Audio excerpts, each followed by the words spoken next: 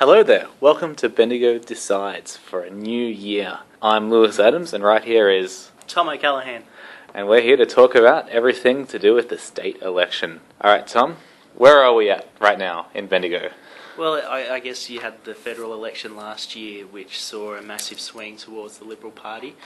We've got the candidates for the two major parties at the moment, being Jacinta Allen and Marie Edwards, who are the sitting members for Bendigo East and Bendigo West. Representing Labor? Yep, representing Labor, and then the contenders, Greg Bickley and Gary Lyons, I think his name is. No, that doesn't sound right. Lyons, anyway. His last name's Lyons. I think Gary Lyons is a footballer. I'm sorry, Mr. Lyons. I don't know your name yet. I haven't met him yet, so I don't know who he is. And I know that a few of the other parties have declared that they will be running people. The Greens have said that, I don't know if they've announced who they're going to run yet, but they've said that they're going to be contending both seats. Yeah, that's right. So they should decide in the next month or so. I think the Nationals are kind of thinking about it for... Well, they're kind of thinking about it for Bendigo East, but Bendigo West, they're pretty keen on running a candidate. That's generally where they get better results anyway in Bendigo West. Yeah, I'd be very surprised if there were absolutely no Nationals candidates for this one. Oh, yeah. Well, particularly last time, last federal election, they had Sarah Sheedy, who was the Nationals candidate. I would guess that given that was the first time that they'd run a candidate in the federal election, that they'll be pretty keen to select some more people to run in campaigns and to try and boost their profile, particularly in the more regional areas of the electorates. Yeah, like as a party that at this stage doesn't really have the percentages to actually get the seat, they'd be more thinking about the long term, getting the exposure out there, and running candidates in the state election is a very good way of getting that exposure. Yeah, absolutely. And all the experience that comes with it too, particularly if they do something where, say last time where they ran Sarah Sheedy, a younger candidate, somebody who they could try and give some experience of electioneering and of the kind of policy processes that they go through, all these kind of things. Yeah. It's about an investment in the party for the long term. Yeah, they will likely do that kind of thing again, I reckon. Yeah, I think so. I would hope so. I think it was a good idea to do last time. I guess it just depends if you have somebody like Damien Drum would endorse, because he endorsed a candidate, which is probably what gave Sarah Sheedy the edge in terms of the pre-selection battle to get through. Now, as you mentioned earlier, on the federal level, whilst Labor still won the Bendigo seat, there was a bit of a swing against Labor. Do you think that rise in support for the Liberal Party will affect the state results? I think that state elections are different, and I think that voters tend to vote for very different things. Yep. But also I think that when you look at the extraordinary swing against Labor in the last election, it was one that the Labor Party was expecting. They were expecting to see a result kind of like this one, in the same way that they had in 2004, where there was a huge swing against them, and they'd been preparing for that. But this time the Labor Party has two experienced candidates, one of whom's Jacinta Allen, who's really battle-hardened by about 10 or 12 years of elections now, and Marie Edwards, who is a pretty experienced campaigner. Look, last election there was talk of these massive swings against Labor because it had been in government, and it was pretty obvious that they were, coming at least close to losing government, that they were going to be a very tight election. Whereas I think after, how long is it now, 3 or 4 years of Liberal government, the I guess the subtleties of these elections are very different from what it's going to be from, say, the federal one and from the last state one. Yeah, well, there are, of course, you touched on the two very big factors. The Liberals currently have the power in the state, in Victoria, whereas in the federal, the Labor Party held the power over in Canberra. And also the fact that in the federal election, Steve Gibbons was outgoing and not running, and we had this new up-and-comer Lisa Chester's come along. That can affect the results in a bit, especially considering we do have two experienced Labor candidates holding the fort. And keep in mind, even with someone like Greg Bickley, who's going to be running for the Liberals in Bendigo East, he came really close to getting into Parliament at the last federal election, but this time he doesn't have as much money as he had. He's probably not going to have the big mining magnates like Gina Reinhardt financing quite a lot of his advertising. So he's going to be really relying on the exposure that he got at the last election, as well as the various other things that candidates do. But I think given that in this election he's not going to have as much money, he's probably therefore not going to have as much exposure as he had to the electorate, and he's probably not going to be able to rely on a massive swing of discontent against an incompetent Labor Party, because incompetence is a great branding as long as you're branding it against the person in power. And I don't think he's going to be quite as much of a good showing as he maybe might have been. Yeah, but he does have the established campaigning from last year to capitalise on, so it's not like he's without any tools for... Yeah, well, that's right. All that experience, all those contacts, all that experience of campaigning, which is probably something that's really good for, say, a state Liberal candidate, because I can't recall there being many in the last little while, the last couple of elections, who've contested Bendigo East and Bendigo West, who've actually had this kind of experience going in. You've had people who've been fairly influential within the local branches coming through, but probably no one quite like Greg Bickley. Do you think that could have been, I guess, a bit of a backup plan from the outset when he was running for the federal seat? Well, I'm not sure. I don't think that was ever completely his... I think that he would have known that he'd have a better chance against Lisa Chesters, because Lisa Chesters just didn't have the kind of profile that Jacinta Allen has, for example, or Marie Edwards. But hey, as soon as that election finished and the results became known, and it was a fairly... while the major parties were expecting there to be a tight election, I don't think that many people, including myself, were expecting it to be quite as tight as it was. In fact, I didn't think it was going to be that tight at all, as I famously said to you in our last Bendigo Decides podcast. But I think that... What were we talking about again, Lewis? I've lost my train of thought. we were talking about how tight it was expected during the last federal election. Oh, that's right. Yeah, I don't think that... I don't think it would have been the conscious plan. I think he was always going to be the best chance of all the candidates who would have put themselves forward in the Liberal branches in Bendigo, but I don't know that it was exactly his plan. Because there was that feeling, that, or at least a vibe that I got in the aftermath of the federal election day last year, in which that, whilst, Greg did not get the seat, he didn't really take the defeat to heart, so to speak, as if he was... I got the impression he was going to intend to continue getting out there, and it was speculated that he'd probably run again for the next federal election, but he's going a bit sooner. He's going for the state. I reckon he kind of won the minor premiership in a way. Like, of all the things you could win, like without actually winning the big gong, actually getting into Parliament, he did a damn good job to get as close as he got, closer than really you could really expect the Liberal Party to get in a seat such as Bendigo, which is really a Labor fortress. Yes, you would believe that, despite some swings against Labor, it's going to stay that way. Look, at the moment, Bendigo's rapidly growing, and you're seeing a lot of young families coming in, and also people who might be more conservative and might lean more towards voting away from Labor. Labor for a long time had this place, locked up. Really, the Bendigo area locked up, partly because of the demographics of the seats of Bendigo East, Bendigo West, and at a federal level, the Bendigo seat. And it was just lucky because it's a regional centre, and they were getting a big industrial base, but Bendigo doesn't have the same industrial base that it used to have, even 20 years ago. Bendigo is rapidly changing. There's so much growth that's happening right now, and the new influx of people, the new influx of, I guess, everything that's going on in the town right now. White collar professionals who they might vote for Labor, but then they might not. And even outside of Bendigo, in places like Mount Alexander, they're probably not going to be voting. They're not as likely to vote or be tied into voting for Labor as maybe they once were. Maybe they're more likely to vote for the Greens, or maybe more likely to vote for the Nationals. Yep, that's right. Now let's move on to the next topic. Now, at the time of recording this podcast, the state budget hasn't really been announced yet. We're expecting that tonight. So by the time that people listen to this, it's probably going to be up. But there's not a lot we can say about it, but we'll go into greater detail in the next episode. But there are, as you were just telling me a bit earlier, off podcast, there's been a few leaks.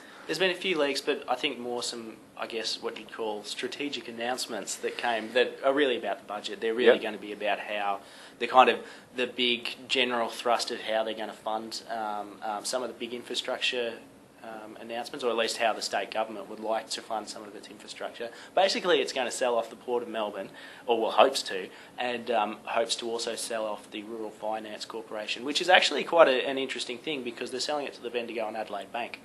So that's fascinating. So if they do that in terms of this budget really being an election year budget, then it's certainly a strength in Bendigo because you're probably not going to get quite the same reaction as you'll get outside of Bendigo, maybe in Melbourne. Oh, you're selling it to a bank? You're selling this asset to a bank because it's Bendigo's bank and because the Bendigo and Adelaide Bank is so influential and so highly regarded in Bendigo and in other parts of the state as well. And worldwide, recently there was I don't recall the exact publication, but a respected online publication was rating what they considered to be the 25 best bank buildings in the world, and this included sort of like a lot of impressive buildings from like Las Vegas, New York. I think there was something in Berlin, and at number 6 in the list, Bendigo Bank headquarters, right here in town. Isn't that amazing? Yeah, there was a bank in Sydney that was, I think, number 24, something really low, but those were the only 2 Australian entries. Yeah, right.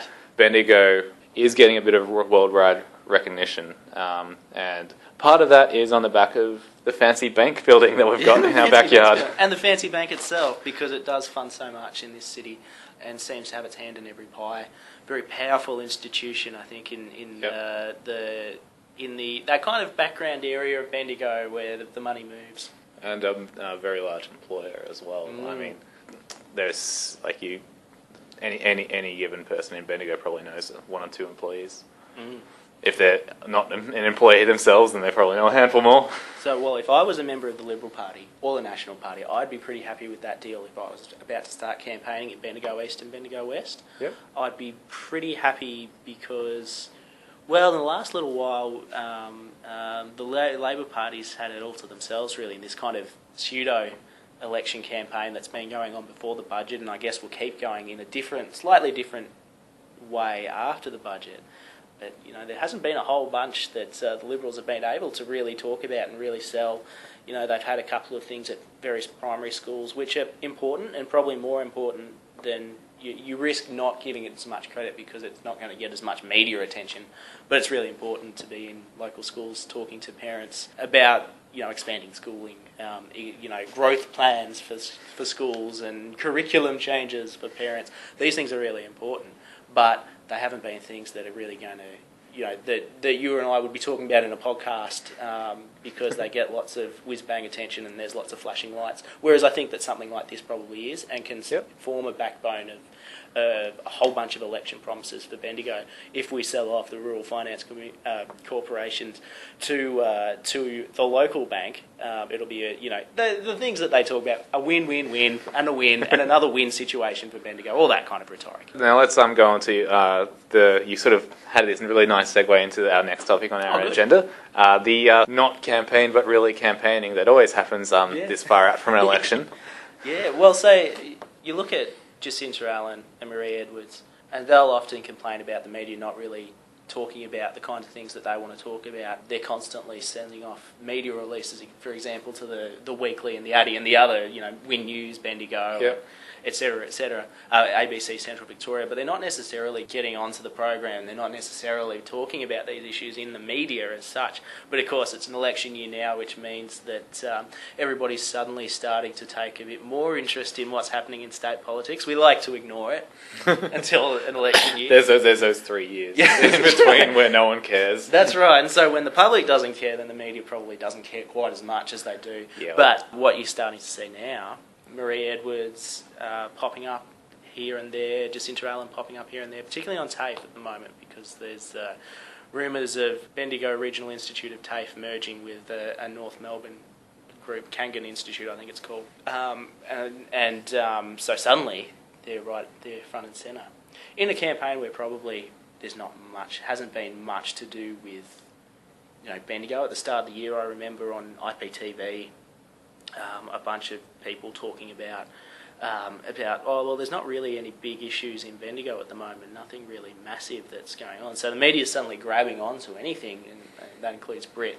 That includes, well, you would think anything to do with the hospital, although I think the hospital's so far along now that it won't be a massive issue in the campaign, as it might have been the last time. That is correct, and it's kind of, the hospital's kind of in that sort of middle ground where it's still being built. And probably a strength for the Liberal Party. You know, they kind of turned it into a strength last election, because in the last election the Labor Party came out with this really cool plan, and then at the time Ted Bailey said, "No, just make it bigger," and so they did. They made the plan bigger, and that's what they're building at the moment, more or less what they're building, because there's been a couple of slight changes since then. But to the plan, slight changes, maybe big changes, depending on who you talk to, what political hue they have. But ultimately, you've got the building being built. You know, you don't even need to really sell it that much. You can just say to voters, "Look, hey, head on down to Arnold Street and have a look at the new buildings. Look at this hospital. This the largest regional hospital in Australia. I believe it's going to be. That's right. It's such a big deal for the town that in the sort of the regional areas, there's going to be this large regional area where previously, if a patient needed to be helicoptered to a large sort of central hospital, they'd be helicoptered to Melbourne. But after this building is completed, they'll be brought here, and that means more working staff, more people coming in. That touches in on the growth of Bendigo we were just talking about not too long ago. This hospital, even though a lot of people probably don't realise that, is actually a very big deal for this town. And I know there's been hotels that have been and are going to be built to accommodate all the visiting patients and the families of the patients, and there's going to be cafes. So many things surrounding it. So I guess the big issues in this shadow campaign have really been TAFE. And I think also on the eve of the budget, there's also a new thing that you'll probably see Jacinta Allen, Marie Edwards and Lisa Chester's talk about, I would assume too, which is funding for a women's shelter in Bendigo. It's been all over the media today, one that missed out on funding too. So you'll start to see these kinds of issues This is something that is likely to get a bit of attention. It's something that is a talking point. And particularly because in budgets, people have got to miss out. Budgets are cruel for governments, I think. They're really cruel because, particularly, the perfect example is the federal government at the moment, who are having all these troubles with levies that may or may not be taxes, depending on if you squint hard enough. Maybe it's not a tax. So what you have is, suddenly you have this kind of reality biting in its first budget. And budgets are like that. They're where reality bites. Suddenly you can't hide behind really good rhetoric. You can't hide behind promises or indignation, because where the money's going, suddenly says a whole lot more. And of course you can't fund everything. You have to make hard decisions, cruel decisions sometimes, and I think that's going to be this next stage of this pseudo campaign, is the stuff that we didn't pay for. Yes, and so often the things that you promise are not the things that you can afford to do. And, but if you don't promise the things, you might not even get in, because your opponent's promising all these things they can't afford. Yeah, that's right. And it's very much a catch-22 in that. Yeah, absolutely. And that's the funny thing about the TAFE stuff that I've noticed, is that really, you look at TAFE and they're probably in the position they're in where they're going broke, probably because of consecutive governments of different political persuasions probably not putting as much money as they might have liked you to believe into the TAFE system, taking it out, constricting courses, other things like that. Consolidating courses, I think, is a wonderful term there, isn't it? We've consolidated our spending on this. I feel like tertiary education is definitely a sector that's been hit very hard over the past, I don't know how many years. But that's right. And so you see this really funny thing happening where you get this kind of who do you trust to manage TAFE kind of argument coming out at the moment, where really nobody really trusts the Liberal government not to sell off TAFE, the Bendigo TAFE. No one trusts it not to, sell it for a couple of, magic beans or something like that. But at the same time, we kind of half trust the Labor Party not to try and sell it off, even though we know from experience that they're going to. So it suddenly becomes this question of kind of vague trust indicators, and that's what you're seeing at the moment. Really, the interesting part of Marie Edwards and Jacinta Allen's and Lisa Chester's arguments is that in the end they're saying, well, if you can't, you could take into account that we actually did a lot of the stuff to try and get TAFE into this fantastic financial position. We set them too much competition. We did all the things that maybe the Liberals were probably asking for years. But you know what? Who do you trust? And the same, of course, vice versa for the Liberals and crime as well.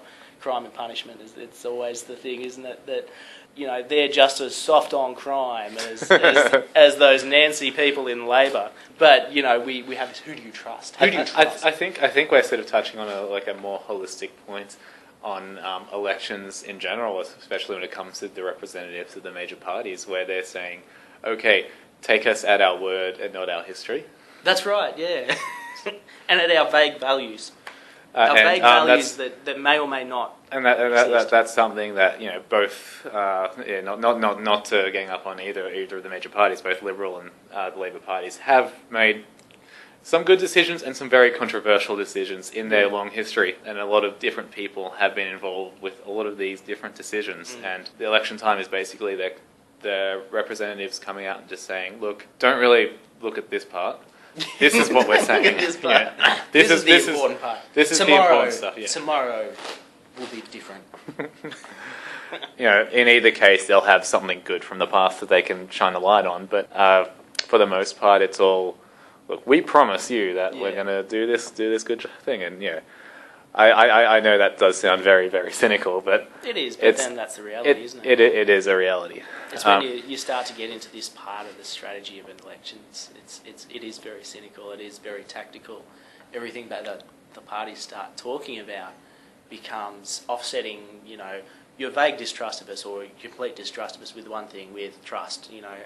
Trust on another thing, and it's a very relative concept. I think election campaigns and who you trust. One thing that I think it's important to remember that these people are actually human beings. They're not robots who have they're not necessarily robots with malicious intent, but they're human beings who are doing a really, really difficult job trying to please as many people as possible. And where we as a public don't have a unified thing that we all want. It's very unfair, isn't it? It's very divided. Some of us want this. I've seen people elected to power where I disagree with everything. Well, not necessarily everything, but some very key issues. And I think, okay, the take away from that is, okay, that might not be what I personally want, but it's what the people who voted might want. And on the other hand, I've seen people elected where I prefer that guy. Whereas there's other people sitting there complaining, just going, well, this guy's going to screw us over. Democracy is quite cruel, isn't it? We have this massive popularity contest, and we say you will be in power because we like you the most. Which obviously we don't actually like them very much, but we say we like you the most, but then we're going to hate you when you make the decisions that you said you were going to make, and a whole bunch of other decisions that even though you didn't say you were going to make, we kind of already suspected you were going to make anyway. We should probably leave it for a bit, and we'll come back, hopefully not too long, for episode 2.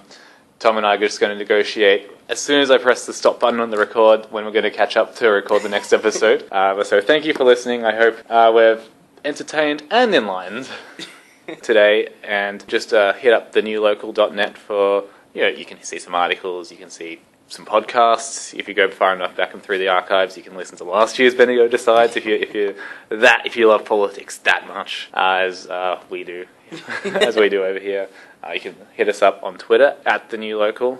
Is there a way of them getting in touch with you, Tom, that you would prefer? Yeah. Oh well, if you'd like to, you can follow my Twitter handle, which is @TomBendigo. Very easy to remember. Or you can go to my blog and see me write about, all kinds of useless things that have nothing to do with politics. Some things that do have to do with politics, and that's at tomwritestuff@wordpress.com.au or something of that nature. Tom Writes Stuff. Just write Tom Writes Stuff, Bendigo, and Google search, and you'll find it. If you are listening to this podcast from the New Local site, just scroll slightly down, and I'll have those links there for you. Cool. All right, so thank you, everyone. Thank you, Tom. I'll see you next time. And that has been the first episode of Bendigo Decides 2014. I'm excited.